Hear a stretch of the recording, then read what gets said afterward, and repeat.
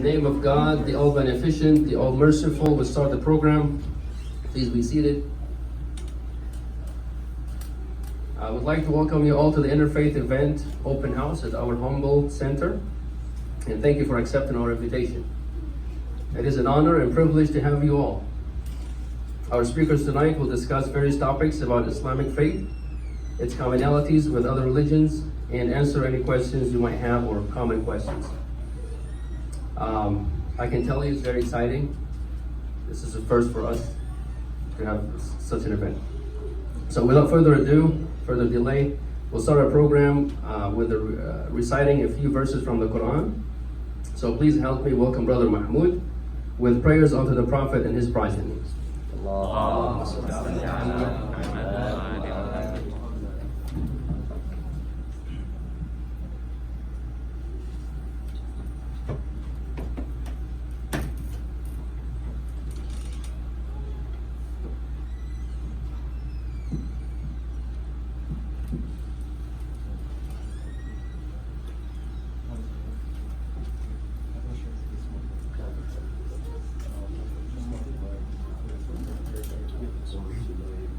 أعوذ بالله من الشيطان الرجيم. بسم الله الرحمن الرحيم.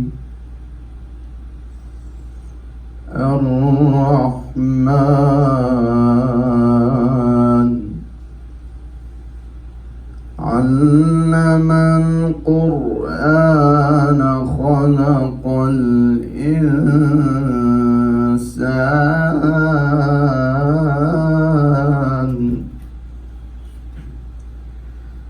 علمه البيان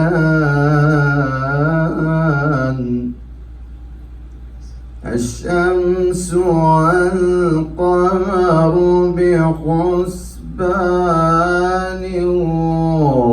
والنجم والشجر يسجدان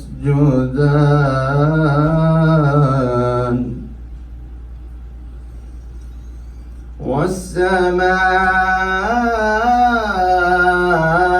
رفعها ووضع الميزان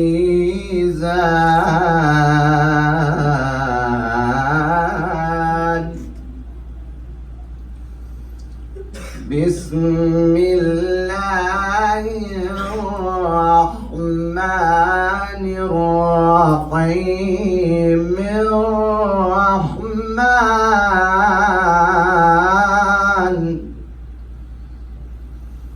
بسم الله الرحمن الرحيم. الرحمن علم القرآن خلق الإنسان علمه البيان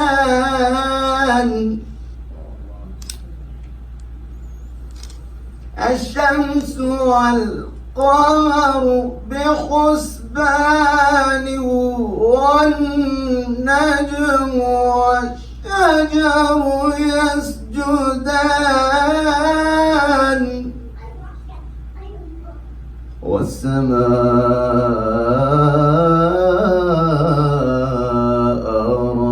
رفعها ووضع الميزان ألا تطغوا في الميزان والسماء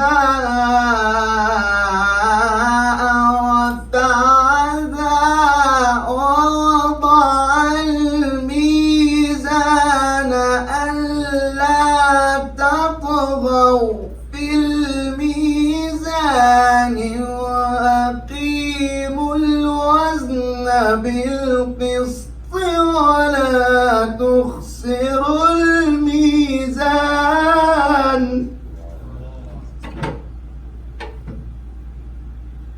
والأرض وضعها للأنام فيها فاكهة والنخل ذات الأكمام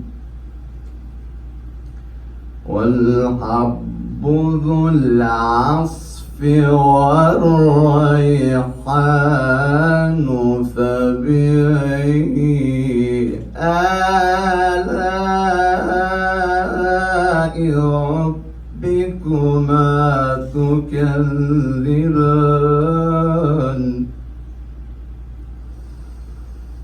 خلق الإنسان من صلصال كالفخار وخلق الجان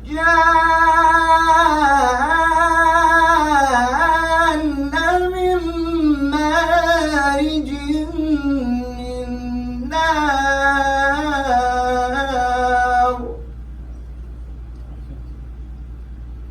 فبأي آلاء ربكما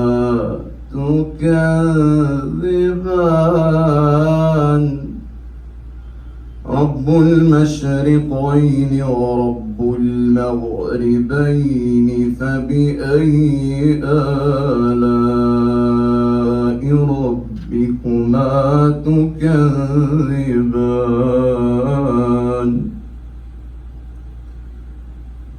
رب المشرقين ورب المغربين فبأي آلاء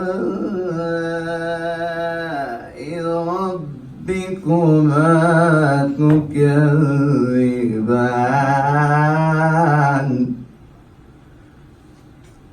مرج البحرين يلتقيان بينهما برزخ لا يبغيان مرج البحرين يلتقيان بينهما برزخ لا يبغيان فبأي آلاء ربكما تكذبان صدق الله العلي العظيم صلى الله على محمد وعلى محمد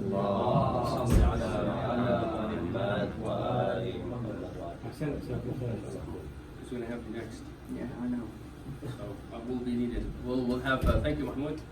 We're going to have you again just to go through the first topic of the night about Quran and prayers, about 10 minutes or so, and then we have discussion afterward, 5 minutes, and then we'll proceed with another topic. Come on, please.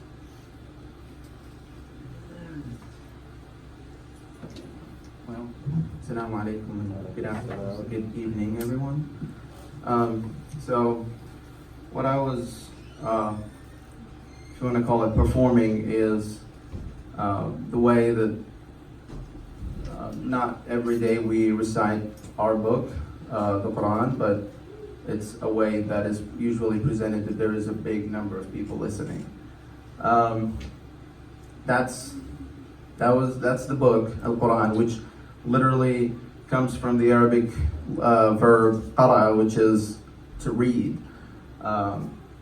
And it is, as known by all Muslims, no matter how they describe themselves, is the highest authority in a way. It's the highest text that it is not, you cannot kind of debate what is very straightforward in it.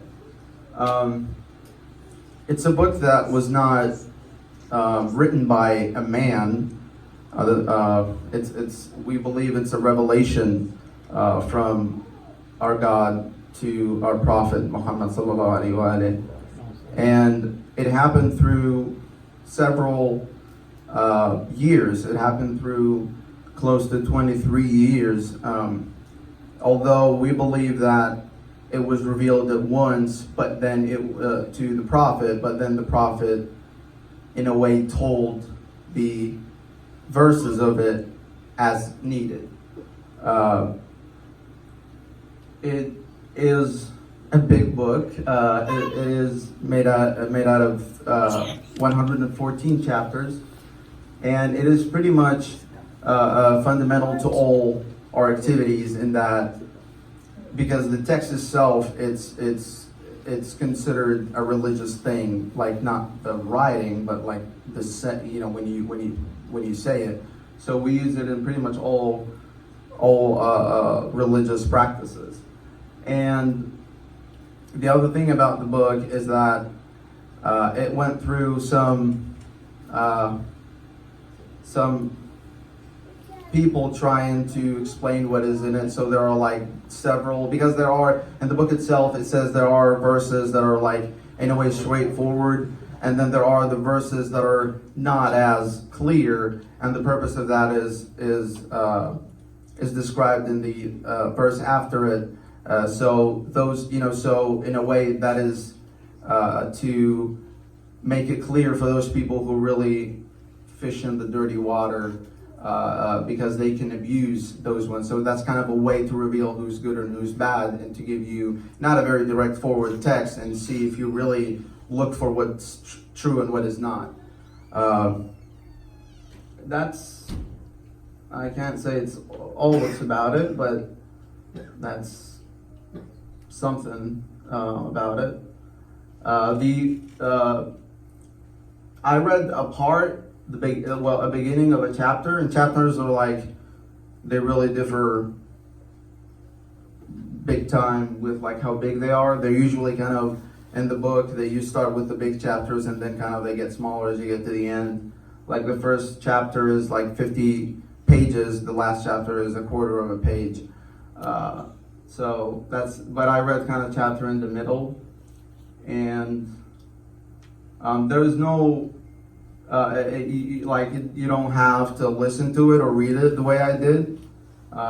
That's actually not what you normally do. But again, as I said, it's kind of a way to present it.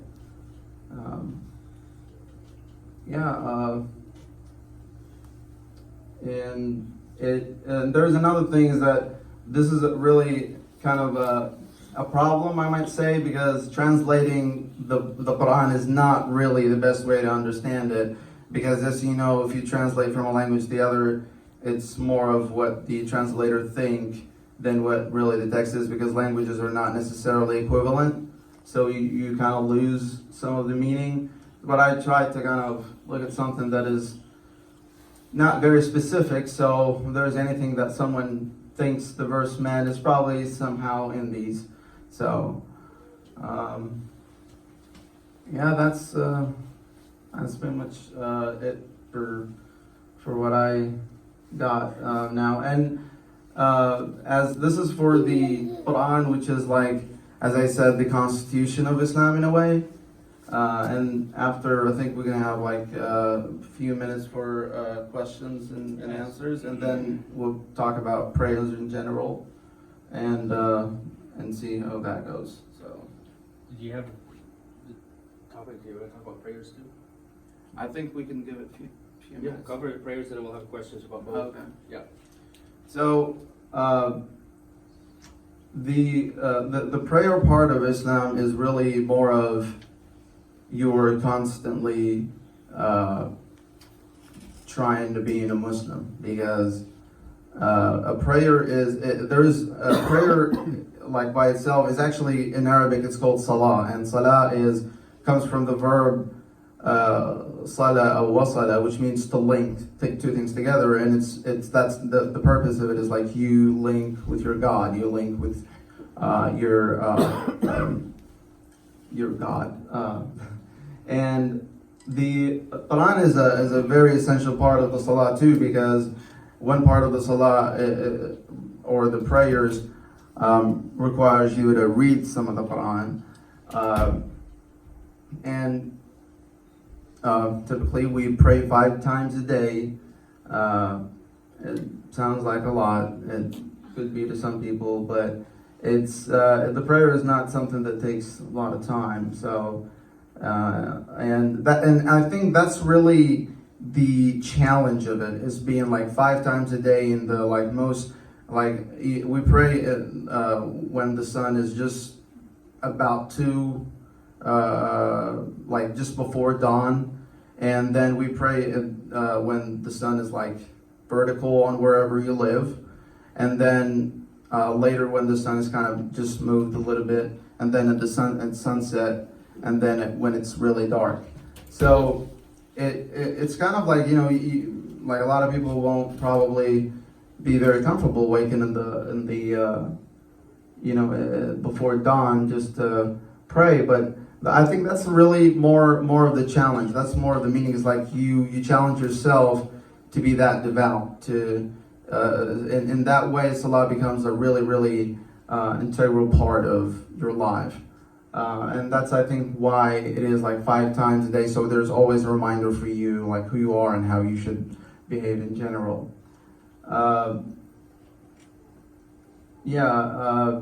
That's, and we do it if there is a chance. We do it together. And there's a like what we call an imam, which is someone that leads the prayers, and then everyone behind them follow. And yeah, that's. Is there any questions or? Yes.